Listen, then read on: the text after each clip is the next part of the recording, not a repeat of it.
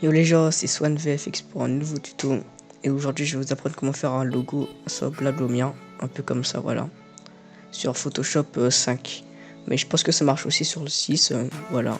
Mais moi, je lise le 5. Donc tout d'abord, vous créez un nouveau fichier. Web, taille web de préférence. Faites OK. Donc là, nous allons commencer avec la sorte de cercle comme ça. Il y a deux manières de le faire, mais il y a une manière la plus efficace, je vais vous montrer. Donc tout d'abord, vous sélectionnez l'outil ellipse ici. Vous créez un nouveau calque ici. Et vous tracez un rond. Tracez un rond comme ça. Pour avoir la taille parfaite, vous appuyez sur Shift. Ça vous donne un beau rond parfait. Voilà, vous le sauterez un peu comme ceci. Ensuite, vous créez un autre calque. Outil ellipse, pareil. Vous essayez de laisser un peu de marge entre l'autre cercle. Vous changez de couleur pour qu'on voit bien un peu. Voilà. Sélectionnez, vous le sauterez un peu comme ça. Ensuite, vous prenez l'outil baguette magique. Si vous l'avez pas, c'est-à-dire que vous êtes sur ça. Vous faites un clic droit, outil baguette magique. Vous sélectionnez le deuxième calque et vous faites un clic gauche dessus. Maintenant que vous avez sélectionné cette zone, vous allez fusionner avec le calque inférieur pour ensuite appuyer sur la touche supprimer. Ça vous donne un cercle comme ça. Pour enlever les petits traits, il faut faire Alt D, désélectionner.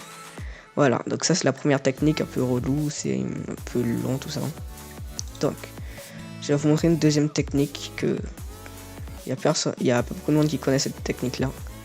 Vous appuyez sur forme personnalisée, vous choisissez cette forme là, et vous tracez comme ça, avec Shift. Et là vous avez déjà le trait, c'est parfait. Donc j'ai oublié de choisir un autre calque.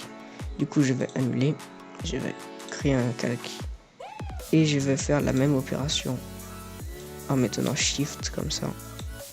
Voilà. Donc je vais choisir cette couleur là, double clic sur le calque, incrustation couleur, marron un peu foncé comme ça. Parfait. Ensuite, pour le S, vous allez sélectionner S texte. Vous allez taper votre lettre. Voilà.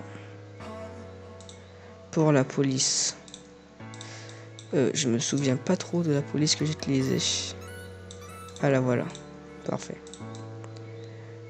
Donc vous essayez de mettre la taille de la police en fonction que les deux bords de votre lettre touchent le cercle. Donc là, ça dépasse un tout petit peu, du coup je vais réduire à 390 en test. Voilà, parfait. Donc là, ça touche à peine. Parfait. Ensuite, je vais mettre le S en 3D parce que ici, ça se voit qu'il est en 3D. Pour mettre la lettre S en 3D, vous allez sélectionner le calque, puis cliquer sur 3D, puis sur repousser, puis calque de texte. Ça va vous demander de pixeliser le texte, c'est normal, vous appuyez sur oui. Vous attendez un peu. Et voilà. Là, vous avez votre S ou votre lettre en 3D. Vous allez mettre un peu comme ça. Vous pouvez choisir la profondeur.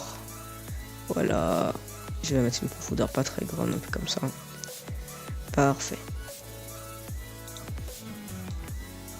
Oui, donc ensuite, vous sauterez un peu le S.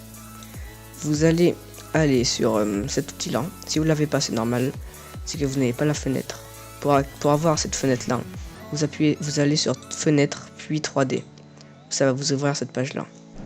Donc vous sélectionnez le calque, vous prenez la qualité lancée de rayon finalisé. Ça va faire un peu comme ça. Voilà. Ça charge un peu. C'est normal. Vous allez choisir Brios. Voilà. Mettre quelques effets comme ça, mais bon, ça ne sert strictement à rien. On va remettre par défaut. Voilà. Dès que vous avez ça, on va s'occuper de le GFX. Donc c'est pas très compliqué. Hein. Vous allez mettre soit votre pseudo entier, soit une petite annotation comme j'ai fait GFX. Voilà. Sauterie, vous savez un peu de couleur. On va mettre la même couleur, c'est-à-dire du noir. Voilà. On va changer la police.